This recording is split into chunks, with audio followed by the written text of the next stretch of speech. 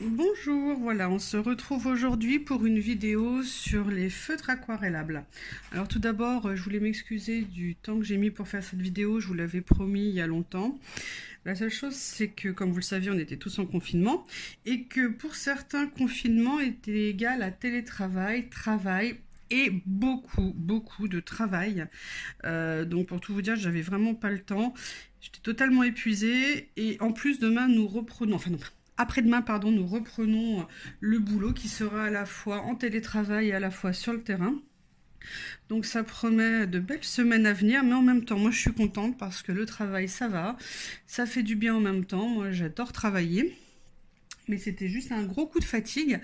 Ce à quoi en plus s'ajoute le printemps, et pour le printemps, pour beaucoup, égale joie et bonne humeur et sortie, entre guillemets en ce moment, et pour d'autres c'est le début des emmerdes, parce qu'on est allergique, et moi je suis extrêmement allergique. Donc je vais essayer de vous faire cette vidéo, j'ai eu du mal à trouver un moment sans crise pour vous la faire, donc là j'espère, si jamais vous entendez des bruits bizarres, c'est que je ne sais pas couper et que je fais une crise au niveau de la gorge. Donc, les feutres aquarellables. Pourquoi moi j'ai commencé à acheter des feutres aquarellables? Je les ai achetés les premiers il y a à peu près 2 ans. Tout simplement parce que j'adore l'aquarelle, je rêve de savoir faire de l'aquarelle, que je ne sais absolument pas en faire, que l'aquarelle est une technique très technique, parce que c'est à la fois une règle d'intensité des couleurs, enfin de quantité de couleurs qu'on met, de l'eau, du support, des jeux de transparence tout en mettant de la matière. Ah oui, il y a mon chien qui est en train de faire une expérience du 3e type à côté, qui fait un bruit, il a décidé de se mettre sur un papier d'emballage, je ne sais pas pourquoi. Voilà, donc je voulais faire de l'aquarelle et j'ai bien compris qu'avant de la maîtriser, ça allait prendre du temps. Et j'ai entendu parler de supports particuliers qui sont les crayons aquarellables et qui sont après les Neocolor 2. Tous ces outils sont des outils qui sont super, mais c'est des outils qui sont techniquement assez compliqués à maîtriser, aussi bien les crayons que les Néo 2. Par exemple, moi les Neocolor, ne me demandez pas de vous faire une démonstration, je n'y arrive pas. Peut-être parce que je les utilise pas assez, que je me suis trop dispersée, mais en tout cas j'avoue que c'est une technique, pour l'instant je n'y arrive pas, donc je m'entraîne régulièrement pour essayer de m'améliorer, mais on va dire que le résultat ne me satisfait pas. Pour vous dire également que toutes les techniques que vous pouvez trouver, ou tous les supports, tout ce que vous avez envie d'utiliser, excusez-moi, je me débranche, sont très longues à maîtriser. On a tout envie un jour de faire le colo de nos rêves, on a tout envie un jour d'avoir un résultat tip-top fantastique. Mais ça prend du temps, et c'est de la pratique, c'est des échecs aussi, mais c'est à partir des échecs qu'on réfléchit à ce qu'on a fait, ce qu'on pourrait changer, où on essaye, réessaye encore et encore, et où un jour, des fois c'est un déclic, des fois c'est un résultat qui nous plaît, qui fait qu'on ne se lâche plus et qu'on est plus détendu en utilisant quelque chose, aussi bien pour les crayons, pour du couche par couche, pour des dégradés, pour enlever les coups de crayon si on les aime pas, pour comprendre des papiers. Un jour, tout d'un coup, quelque chose s'opère et on y arrive beaucoup mieux. Donc, par rapport au crayon et au Neocolor, comme moi je n'y arrivais pas, je vais mettre les mains comme ça, vous aurez l'impression d'avoir quelqu'un. Si vous voulez, un jour j'ai acheté les feutres, parce que pour moi les feutres me paraissaient plus simples à utiliser et me permettaient de commencer à faire quelque chose au niveau d'un rendu que je dirais aquarellable, c'est-à-dire pour moi un rendu plus léger, un rendu par transparence, un rendu avec des nuances. Le souci, c'est comme avec les crayons, c'est de trouver comment faire des nuances, et ça c'est vraiment pas facile. J'ai commencé par acheter, parce qu'au début je n'y connaissais rien, une marque japonaise de feutres aquarellables qui s'appelle les Zig Clean Color Real Brush. Ce sont des feutres japonais, ils coûtent cher. À mon avis, je vous dirai après ce que j'en pense. Je les ai achetés, en fait, je les ai peu utilisés. Je vous dirai pourquoi. Et un jour, j'ai décidé de tester Arteza, parce que moi je suis pas une grande fan d'Arteza, parce que j'avais vu une super promo sur la grosse collection promo en vente flash sur Amazon d'Arteza, sur tout ce qui est feutre aquarellable, ce qu'on appelle les Arteza Real Brush Pen.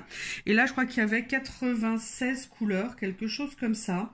Et là je me suis dit, il y aura plus de nuances, les couleurs ont l'air pas mal, je teste. Et je les ai donc achetés.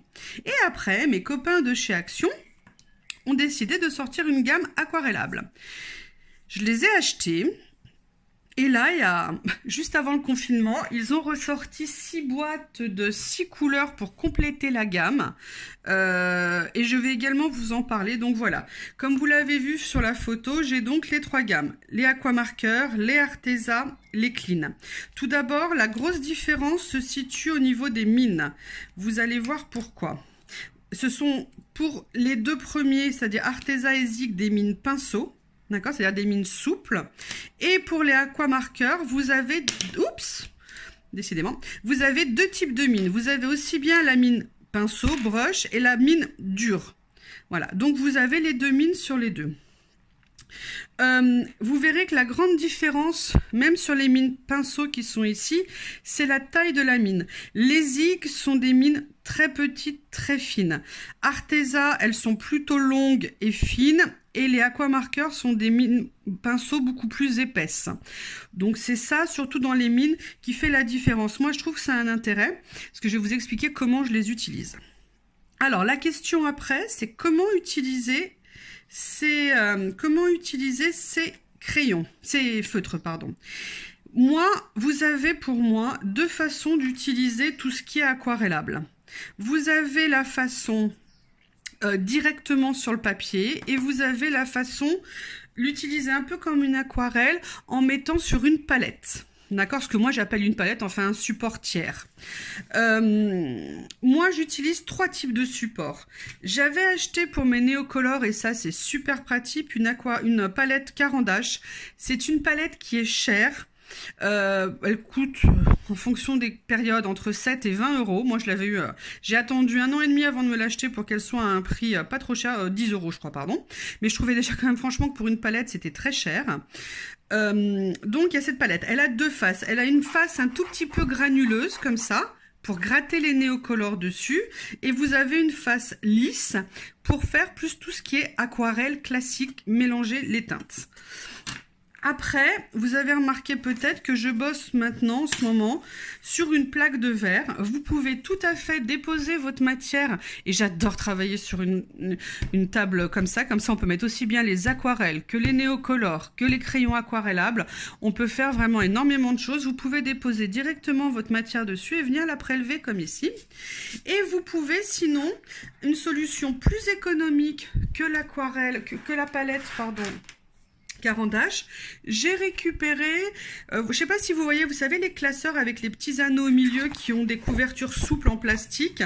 Vous avez 2 types de couvertures, vous avez la couverture lisse et vous avez la matière un tout petit peu texturée. Enfin vous voyez quand on gratte ça fait un bruit, c'est pas totalement lisse. Ça coûte 69 centimes. Moi j'ai découpé les 2 pages et je m'en suis fait des palettes. Comme ça c'est pratique, si je veux me déplacer ça tient pas de place, c'est super top. Franchement c'est un très très bon moyen. Je vais arrêter cette première vidéo ici. Ah non, je vais juste rajouter un élément parce que là, ça sera l'aspect technique et après, je passerai à la deuxième vidéo. Pour vous faire cette présentation, je ne l'ai pas fait dans un livre de coloriage, tout simplement parce qu'il y a autant de papier que de livres de coloriage et que si j'avais testé sur l'un, vous m'auriez demandé sur l'autre. Si j'avais testé sur l'autre, vous m'auriez demandé sur l'un. Donc, j'ai décidé de vous tester sur 3 types de papier pour que vous voyez un tout petit peu les différences. Alors j'ai pris un papier 120 grammes de chez Clairefontaine, le blanc ici, tout simplement pourquoi? Parce que c'est un papier sur lequel on peut faire des copies de nos coloriages, en sachant que vous pouvez aussi utiliser des feutres aquarellables dans les filtres, dans les papiers classiques. Mais après ils réagissent plus ou moins. Après j'ai utilisé un canson aquarelle 300 grammes, d'accord, c'est vraiment un papier d'aquarelle. Et après, j'ai utilisé ce qu'on appelle un canson mixte média, c'est-à-dire c'est un papier qui fait 200 grammes, où on peut aussi faire nos photocopies de coloriage, qui supporte aussi bien le crayon que les matières humides, comme l'aquarelle, feutre, néocolore, tout ce que vous voulez. Je vous ai fait ça pour vous montrer déjà 2 façons d'utiliser les crayons. Donc là, je voulais vous faire la présentation technique du matériel utilisé. C'est fait, je vais vous la mettre en ligne et après je vais vous faire une petite vidéo démo test. Ne soyez pas trop méchants avec moi, soyez très indulgents parce que j'apprends tout le temps mes techniques, je continue à développer, à m'améliorer et parfois le résultat n'est évidemment pas parfait comme pour tout le monde. À tout de suite. Bonjour, voilà, je reviens à nouveau vers vous pour continuer à parler des feutres aquarellables. Je sais qu'après la première question, enfin je pense que peut-être une question va vous sauter à l'esprit, ou même 50, je ne sais pas. et le gesso dans l'utilisation des feutres aquarellables sur notre papier à coloriage, enfin sur nos livres à coloriage. Alors, si vous me demandez mon avis, moi j'ai un avis très particulier sur le gesso, c'est que le gesso n'est absolument pas fait pour l'aquarelle. Le gesso est en fait une sous-couche qu'on utilise dans la préparation de certaines choses comme les toiles, pour certains types de supports, mais surtout pas l'aquarelle, parce que le principe de l'aquarelle c'est quoi? C'est avec de l'eau de diffuser, d'accord, et de jouer avec de la transparence, rajouter une couleur sur une couleur sur une couleur, et à travers ça, créer certaines choses. Alors pour moi, le gesso ne concerne absolument pas l'aquarelle, parce qu'on enlève ce côté diffusion par l'eau qui est propre pour moi à l'aquarelle. Maintenant, je comprends très bien qu'on l'utilise. Moi, j'ai essayé, j'ai même 3 gammes de gesso différents pour voir s'il y en avait un qui fonctionnait mieux. D'ailleurs, si vous voulez une des vidéos de référence en matière de l'utilisation du gesso dans le coloriage, vous allez voir les vidéos d'il y a 2 ans à peu près, je pense, de The Art Spirit. Rebecca est une Anglaise qui a fait des vidéos comparatives aussi bien des gessos que des crayons, que des feutres, pour l'aquarelle, pour voir les différents rendus. Personnellement, j'ai pas son talent, j'ai jamais réussi à avoir ça.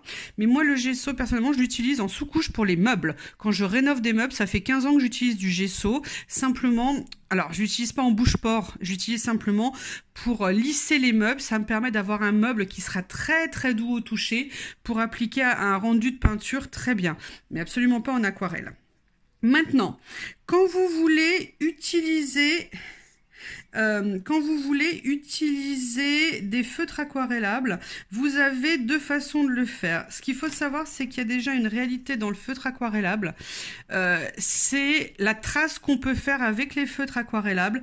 Je dirais qu'après, c'est ne pas laisser, en fonction des papiers, trop longtemps le feutre appliqué sans être travaillé avec de l'eau.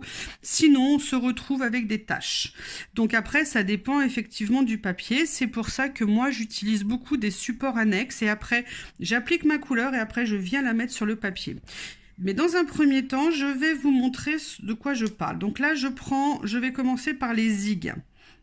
Donc là, vous voyez, j'applique ma couleur et maintenant, je vais vouloir venir la travailler, l'aquareller. Donc vous voyez, là, je suis venue assez rapidement et on voit que la matière se travaille bien. D'accord, vous voyez qu'elle se diffuse bien, qu'on peut... Là, on est vraiment sur un papier qui n'est pas un papier aquarellable. Mais vous voyez, moi, j'ai toujours cette hantise d'espèce d'auréole que j'ai. Donc là, vous voyez, la couleur se travaille bien. Mais dès qu'on la laisse un peu trop appliquer, après, on ne peut plus revenir dessus. Le problème de ces papiers aussi, c'est qu'ils boulochent. D'accord? Donc voilà, donc ça, c'est le zig. Après, on va le faire avec les Arteza. Donc là... j'ai mis de l'Arteza. Je nettoie mon pinceau pour éviter de faire un mélange. Et là, je vais venir et là, on voit que le Arteza, vous voyez, rien que le fait que je prenne le temps d'aller essuyer mon pinceau sur ce papier, il n'a pas du tout aimé. Et après, je vais prendre les feutres de chez Action. Donc là, oh, j'ai pris la mauvaise mine. Oh, non. J'ai pas pris la mauvaise mine, c'est simplement celle-ci qui était un peu plus dure. Tiens, c'est marrant. Allez hop, voilà, je reviens et là je viens retravailler mon feutre Arteza. Vous voyez que j'ai pris quand même quelques secondes de battement. Mon papier n'est pas très content, mais mine de rien, j'ai moins d'auréoles avec le Action qu'avec l'Arteza. D'accord? Là voilà, ça c'était le test sur un papier 120 grammes en dessin. Là, j'ai fait ce test en appliquant le feutre directement sur le support. Maintenant, on va le faire sur un papier aquarellable. Est-ce que notre situation va être notre réaction va être la même? Donc là, je reprends le zig. J'aquarelle tout de suite et là, on voit tout de suite la différence du papier. Vous voyez tout de suite que le papier réagit très bien. Regardez, c'est une couleur qui s'étire particulièrement bien. On part d'un foncé. Alors, il faut faire toujours très attention au travail de l'aquarelle parce que plus vous mettez d'eau, plus ça repousse la couleur. D'accord? Et l'aquarelle, où on la retouche une fois qu'elle est sèche pour rajouter autre chose, densifier une couleur, mais venir la retoucher comme moi j'ai tendance à faire et c'est mon défaut, alors qu'elle est humide, généralement les résultats sont pas tip top. Là, je fais la même chose avec la marque, excusez-moi, la marque Arteza. Donc voilà. Donc là, vous voyez, Arteza, c'est pas fantastique, mais ça va quand même beaucoup mieux sur un papier aquarellable.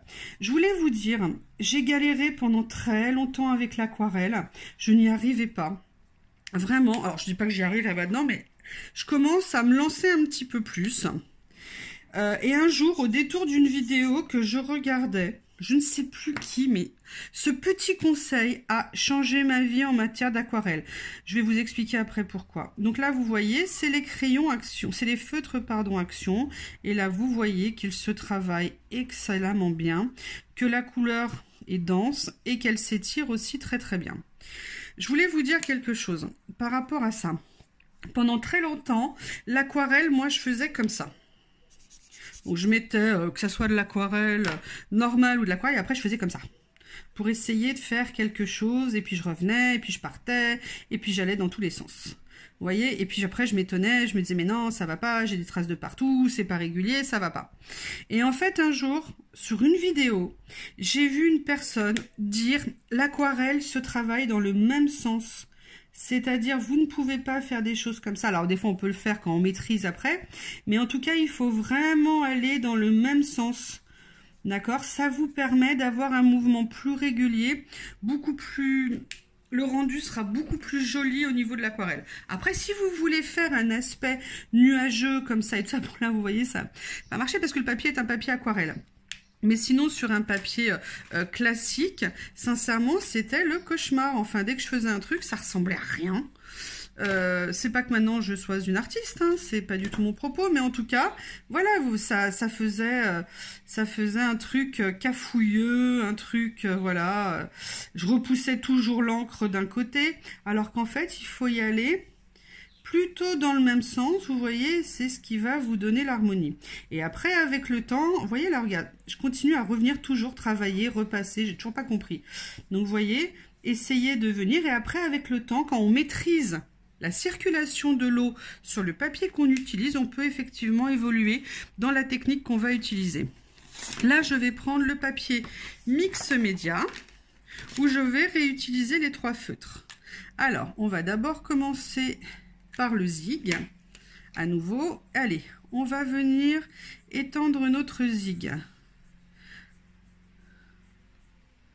Vous voyez, il s'étend très bien aussi.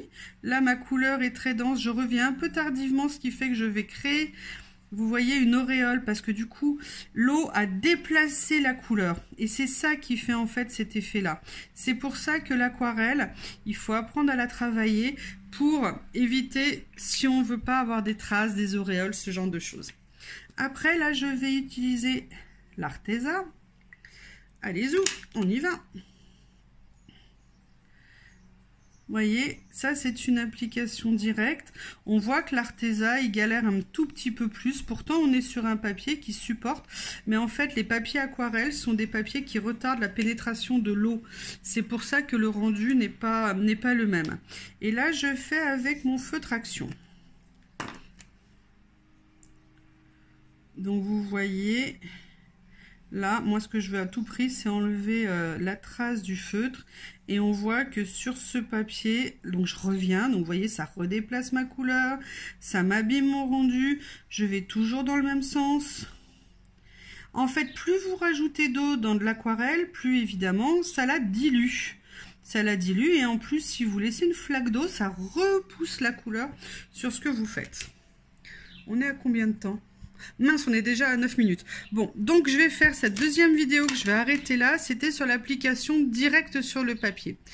Et je vous retrouve sur une troisième vidéo en utilisant le système de palette de dépôt des couleurs. A tout de suite.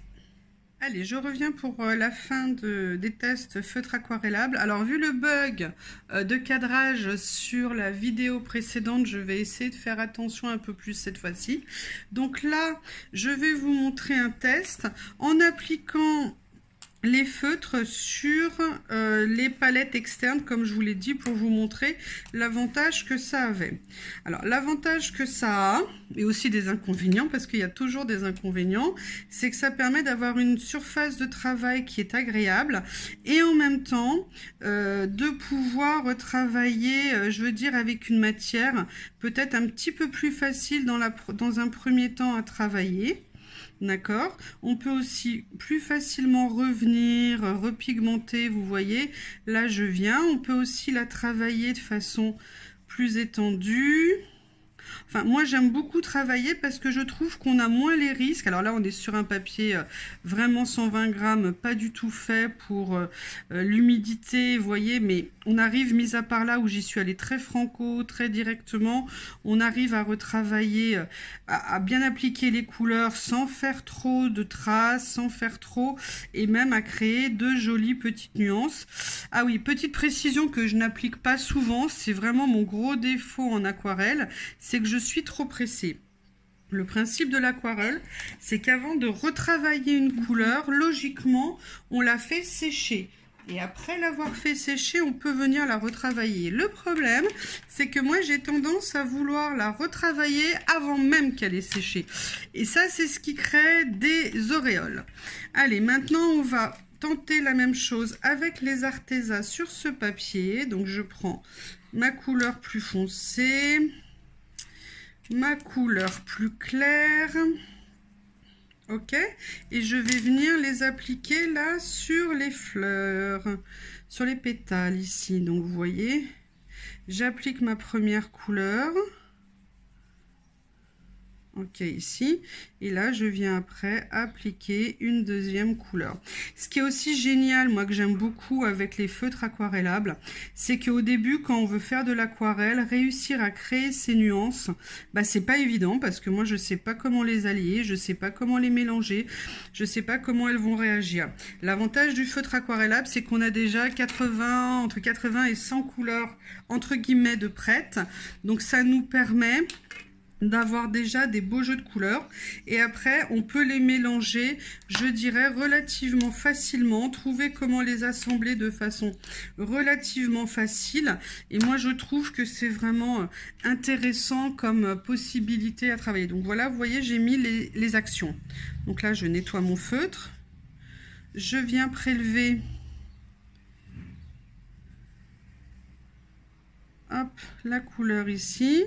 Je viens prendre un peu de violet et évidemment mon feutre décide de se mettre en confinement et de ne plus, mon crayon, pardon, mon pinceau. Ah oui, d'ailleurs je vous dirai après, on en parlera si vous voulez. Moi c'est vrai que pour les feutres aquarellables, j'aime beaucoup travailler au pinceau à réservoir d'eau, alors que pour l'aquarelle classique, je préfère, voyez, le rendu qu'on a avec les feutres action. Je vous donnerai après les conclusions sur ce que j'aime. Là, on est vraiment sur un papier de base. Maintenant, on va faire la même expérience sur un papier aquarelle. Donc, je vais rajouter un peu de matière pour mes deux marques. Ça tombe bien. Donc, vous voyez, comme là, c'est une palette, j'en ai encore. Par contre, le défaut d'utiliser une palette comme ça, c'est que vous ne pouvez pas mettre des litres et des litres et des litres, enfin beaucoup de matière, d'accord? Parce que justement, c'est de la matière que vous venez prélever sur le feutre.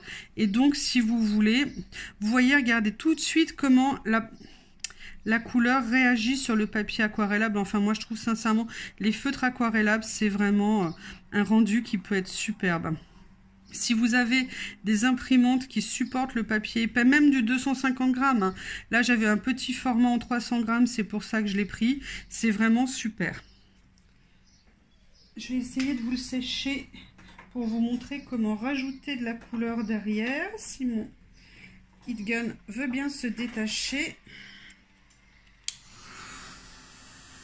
Là, vous voyez, je fais un séchage accéléré de ma matière pour pouvoir tout de suite repasser. Donc, vous voyez, là, j'ai passé une première couleur. Maintenant, on a envie d'avoir des couleurs un peu plus intenses. Bah là, comme c'est sec, je peux venir retravailler ma couleur et donc la foncer. L'aquarelle ne veut pas dire nécessairement être que pâle et insipide.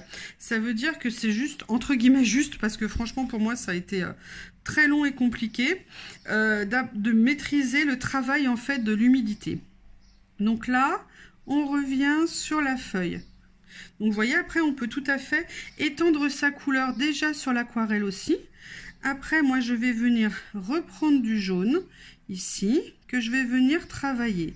Ça, c'est les Arteza. Ok, et on a vraiment un rendu de couleur sympa. Après, pareil, là je vais sécher.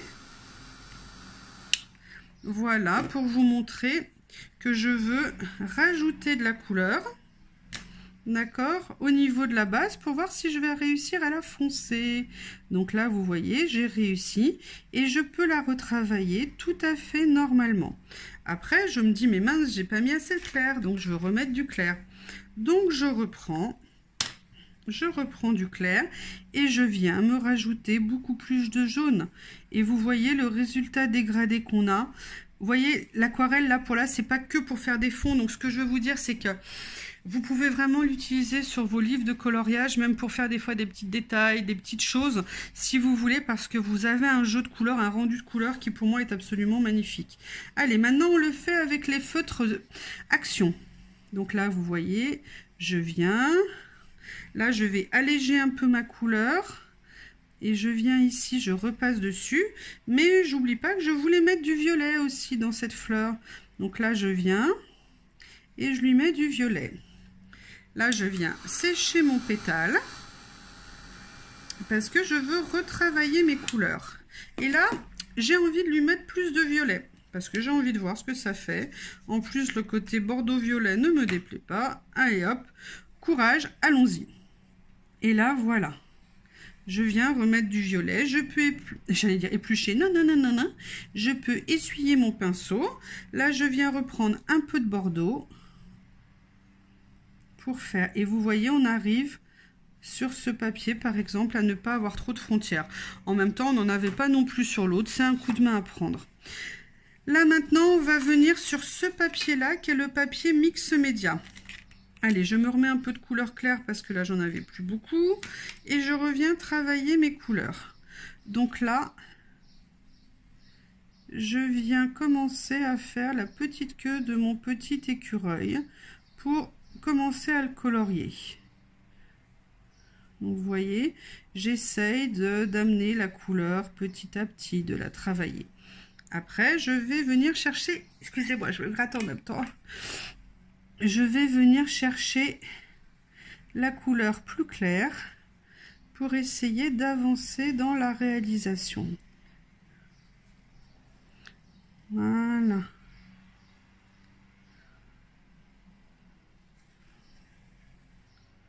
Après, vous pouvez faire aussi des effets, hein, tout dépend comment vous voulez votre rendu d'aquarelle. Mais voyez, j'essaye maintenant de mieux maîtriser le sens de mon pinceau pour apprendre à travailler le mouvement au niveau de l'aquarelle. Allez, maintenant on va le faire avec les Arteza. Donc vous voyez, l'avantage c'est qu'on peut récupérer aussi la couleur très longtemps. Comme c'est placé sur une surface ou vitrée ou plastique, c'est quelque chose qu'on peut retravailler très longtemps. Et quand on veut juste faire des petits détails en coloriage, en feutre aquarelle ou des petites surfaces, c'est franchement quelque chose de super agréable à travailler.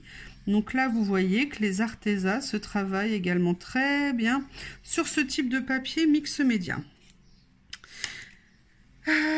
On va reprendre les feutres Action pour faire le dernier pétale.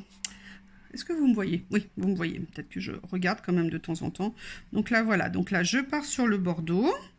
Et après, je vais aller sur le violet. Voilà. Alors, là, je vais le sécher. Je vais essayer de densifier mes couleurs.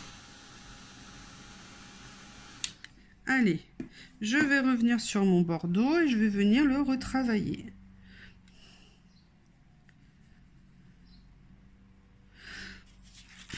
Voilà.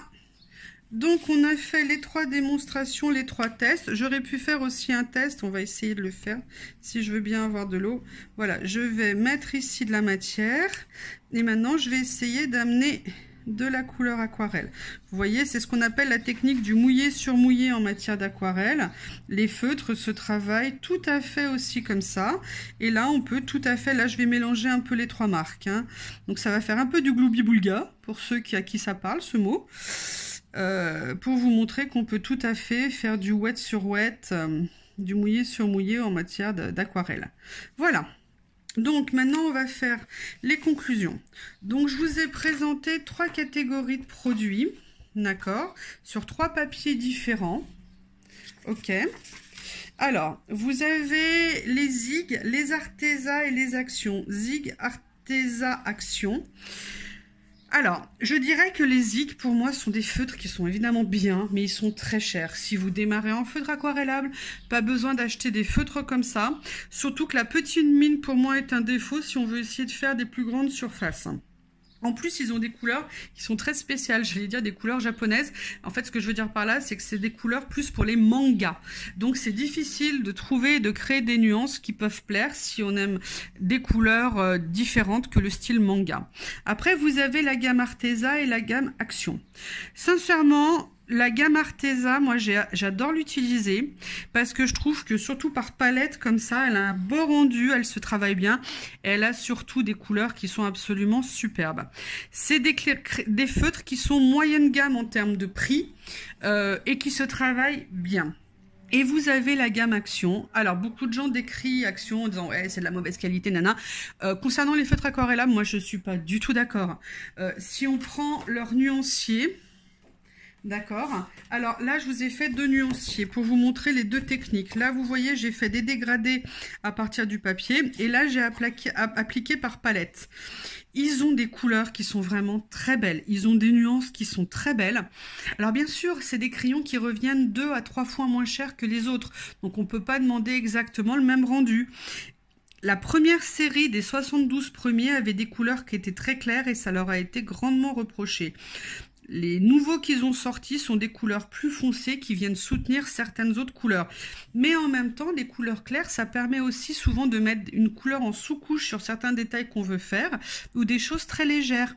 Sincèrement, si vous voulez démarrer et les tester, testez les Actions qui sont très bien et après si vraiment ça vous plaît, testez les ventes flash Arteza qui fait que l'ensemble des 96 couleurs, on peut vraiment les avoir à un super prix. Voilà, j'espère que cette petite présentation, même si elle a été mal filmée, mal cadrée, vous aura aidé, vous aura apporté des réponses aux questions que vous vous posez sur les feutres aquarellables. À bientôt, n'hésitez pas à me poser des questions ou me dire ce que vous pensez de tout ça. À bientôt, au revoir.